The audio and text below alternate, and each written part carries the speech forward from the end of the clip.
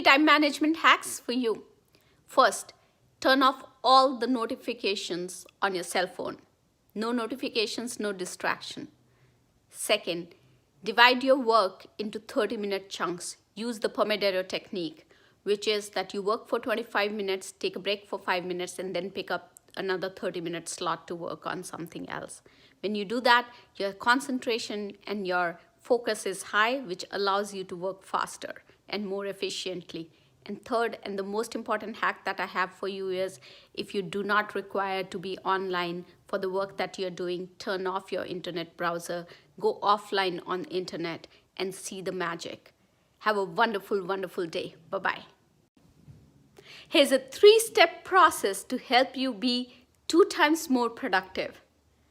If you have a lot of work on your plate and you don't know where to get started, this video is for you.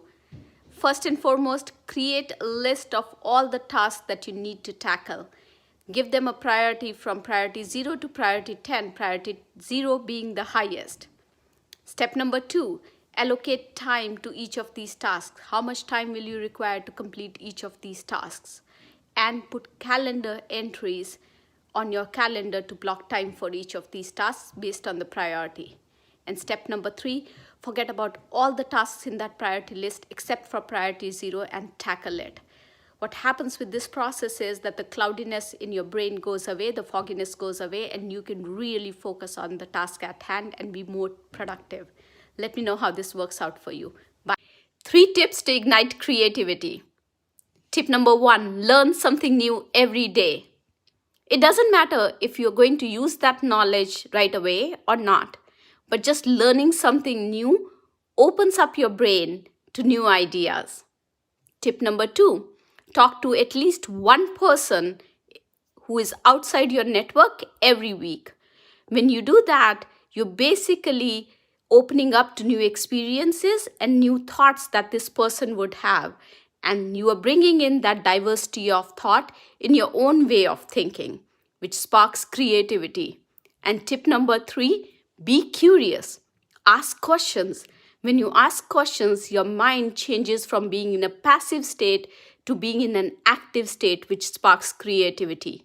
So one mistake that we often make is that we wait to master a subject area or a concept before we can start talking about it, or before we can start sharing our knowledge with others on that concept. The reality is that we learn more by sharing our knowledge. You don't have to wait to become a master in a subject area or around a topic to start sharing that knowledge. Remember, sharing is caring. Think about it. Have a wonderful, wonderful day. Bye-bye. Life gives us options every day. Option to invest in ourselves and grow. Option to take risks and be successful. An option to be kind to ourselves and others. Choose wisely. Have a wonderful. The biggest barrier to success is not that we don't know what needs to be done to be successful, but it is that we don't do what needs to be done to be successful. Think about it. Have a wonderful, wonderful day. Bye-bye. I know I won't be successful in this new thing that I'm starting, a new task that I'm starting, a new job that I'm starting, a new business plan that I'm starting. But let's give it a try. When you start anything new with this attitude, the vibes that you're sending out to the universe and the vibes that you're sending out to your brain, the message that you're sending out to your brain is that you do not want to be successful in this new task. And when you send out these messages, the brain does exactly what you want it to do, not be successful. So next time you start with something new, do your research and start with a positive attitude. Tell your brain that you want to be successful and see the magic. The brain will work with you to make it happen and make you successful.